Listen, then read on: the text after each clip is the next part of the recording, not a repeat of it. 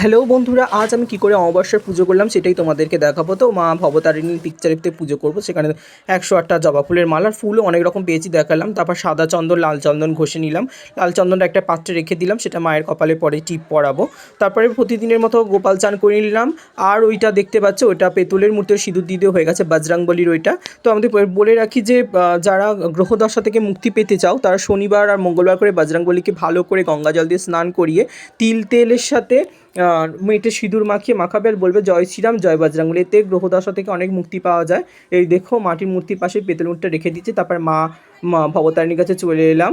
মার 108টা মালা পরিয়ে দিলাম জবা ফুলের। তারপরে লাল চন্দন আর সিঁদুরের টিপ পরিয়ে দিলাম। তারপর অগুর গোলাপ জল মায়ের গায়ে ছড়িয়ে দিলাম ভালো করে। তার আলতা সিঁদুর মায়ের মাথায় আর পায়ে ঠেকিয়ে নিচে রেখে দিলাম। মাকে বললাম যে মা গ্রহণ করো মা। তারপর পুজোটা তুলতে পারলাম না, সোজাসুজি মঙ্গল আরতিতে চলে এলাম। তো মঙ্গল আরতি দর্শন করো।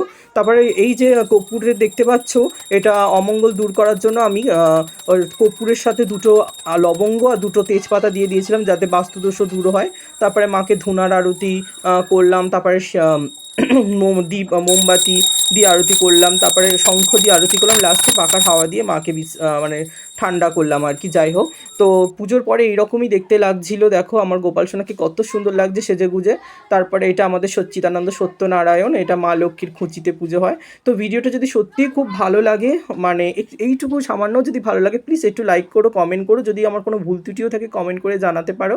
আর দেখো মা ভবতারিণীকে পিকচার হলেও কত সুন্দর মা জল করছে ছবির মধ্যে থেকে। তো আমাকে প্লিজ জানিও যে তোমাদের কেমন লাগলো। Tata, bye bye.